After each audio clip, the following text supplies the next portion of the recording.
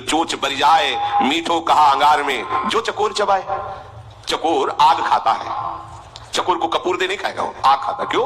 उसने सुन रखा है कि भगवान शंकर चिता की भस्म लगाते हैं, और चकोर को चंद्रमा से प्यार है, और चंद्रमा तक उसकी उड़ान नहीं है, पर प्यारे को प्राप्त करना है तो कैसे प्राप्त करें?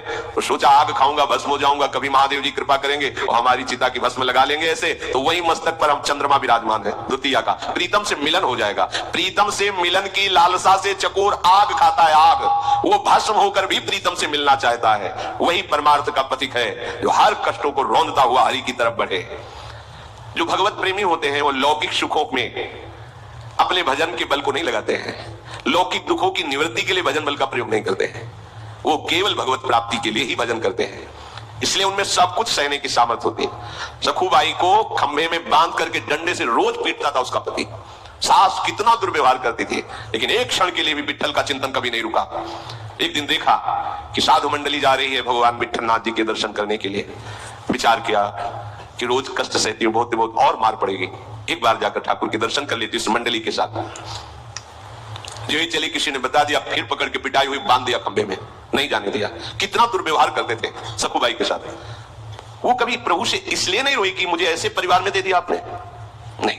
पति की सेवा, सास की सेवा, वो भोजन भी नहीं देती, मारती पीटती। अब तो खंबे में ही बांध दिया कि ये तो भाग जाएगी ठाकुर जी के पास। तो जानते हो विट्ठल स्वयं आ गए और सखुबाई से कहा तुम्हें जाने का मन है, तुम जाओ।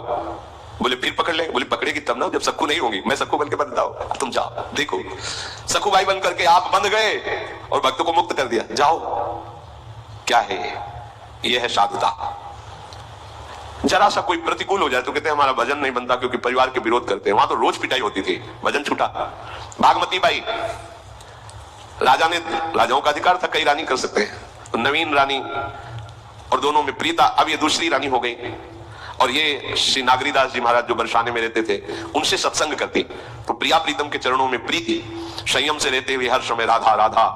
उसको बहुत, विषयी पुरुष को बहुत बुरा लगता है। जो विषयी पुरुष होता है वो भक्तों को देखकर जलता है, स्वाभाविक द्वेष होता है उनका। भक्त किसी से द्रोह नहीं करते, पर जो विषयी और पापात्मा जन होते हैं इनके हृदय में दाह पैदा होती है उनको देख के, और वो सोचते हैं ये मर जाए, ये नष्ट हो जाए, इनका किसी भी तरह अहित हो जाए, उनकी चेष्टा होती है।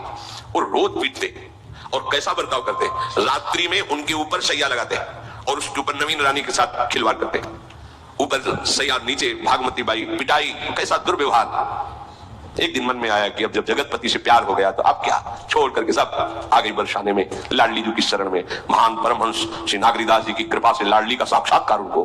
कैसा कष्ट सहा मीरा जी, कैसा कष्ट सहा रत्नावती जी का चरित्र, कैसा किसी भी महान भक्त का चरित्र। अगर आपके अंदर सहनशीलता नहीं है तो भगवत भक्ति कैसे कर पाएंगे आप? चार लोग प्रणाम कर दिए तो फूल गए, कुछ लोग निंदा कर दिए तो रोने लगे, ऐसा नहीं। भरी सभा में तुम्हारी निंदा हो तो भी तुम्हें मुस्कुराना पड़ेगा, क्योंकि तुम्हारे भगवान तुम्हें पुष्ट करना चाहते हैं। अगर तुम थोड़ी बातों में, तो फिर बहुत बड़ा हमारा युद्ध है, छोटा मोटा युद्ध है। हर बात सहनी है, हर बात, और हर बात हंसते हुए सह सकते हो। एक ही उपाय है, प्रभु के चरणों का भरोसा और नाम जप। मान लीजिए इससे आप सब जगह जीत जाएंगे, सब जगह। तो तितिक्षवा और दूसरा कारुणिका, स्वभाव में करुणा होती है। जैसे किसी से त्रुटि हो गई, समझा गया कि अपराध बन गया, अब उसके लिए दंड विधान किया जाता है। चलो आप इतने वर्ष हमारे समीप नहीं आओगे, दूर रहो। अब सबको लगता है कितने कठोर हैं कि इन्होंने दूर कर दिया। तुम पास हो उतना चिंतन नहीं होता जितना वो दूर है उसका चिंतन हो रहा है। उस गुरुजनों की करुणा को तुम समझ नहीं पाओगे, और उस चिंतन में जो अपराध उसको अगले जन्म में भोगना होता, वो वर्तमान में उसको जलन से भुगवा कर पवित्र करके भगवत मार्ग की ऊंचाई पर चढ़ा देना। महापुरुषों की, गुरुजनों की करुणा को केवल भगवान या उस कोटि का महापुरुष ही जानता, दूसरा नहीं जानता। दूसरे को लगेगा कि दंड विधान कर दिया, क्या साधु क्षमा कर देते? क्षमा करने पर वो कर्म स्वतंत्र रूप से तुम्हें आगे नष्ट करता। और जब यहां दंड विधान हो गया तो किसी भी दंड अधिकारियों का अधिकार नहीं रह गया आप पर दंड देने का। जैसे आपसे कोई भयंकर अपराध बन गया और सभा में आपको अपमानित कर दिया, दुष्ट कहीं का तूने, अब किसी की भी कलम में ताकत नहीं हुई यहां से लेकर ऊपर तक कि उस कर्म का आपको दंड दिया जाए, क्योंकि वो फाइनल हो गया गुरु के द्वारा, अब नहीं होगा। इसीलिए गुरुजन कभी क्षमा नहीं करते, तत्काल दंड देते हैं, क्योंकि कोई और दंड ना दे दे। जैसे अपना बच्चा गलती करे और लोगों ने पकड़ लिया, अब मां बड़ी चतुर होती है, वो दौड़ के जाएगी। अच्छा ये है ही दुष्ट ऐसा, और सबसे छुड़ा के वो अपना हाथ पकड़ के और ऊंचा हाथ करके मानो बहुत जोर प्रहार कर रही, और यहां लगेगा धीमे और खूब हल्ला मचाएगी, और इशारे से बच्चे से भी कहेगी रो डट के, जिससे सब लोग कहे अरे बहन जी रहने दीजिए, अब लड़का ही तो है, बोले तुम कहते हो तो छोड़ देते, चलो छोड़ दिया। ये एक वात्सल्य अंश में ये चतुरता है, तो अनंत वात्सल्य समुद्र प्रभु का स्वरूप गुरुदेव संत में कितनी करुणा होगी। भयानक से भयानक अपराध को ऐसे साधारण बातों से वो नष्ट कर देते हैं। कारुणिका साधु के हृदय को जानना केवल भगवान या भगवत स्वरूप, उसी कोटि का महात्मा दूसरा नहीं जान सकता। कारुणिका पर संत में करुणा होती, ममता नहीं होती, ध्यान रखना।